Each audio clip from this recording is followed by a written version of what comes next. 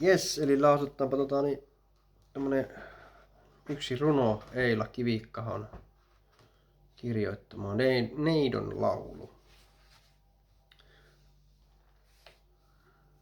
On aamu,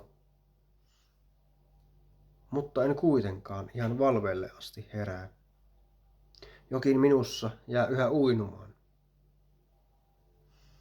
Jokin minussa voimia kerää, sitä aamua varten kerrassaan.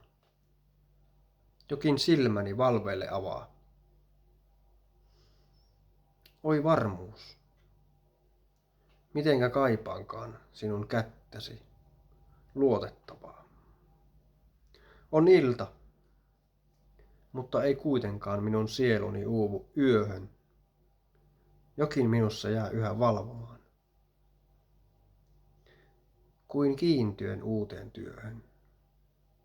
Kuin valkoista vaippaa valmistaen, jonka silloin ylleni puen, kun unohdan parvet tuhansien,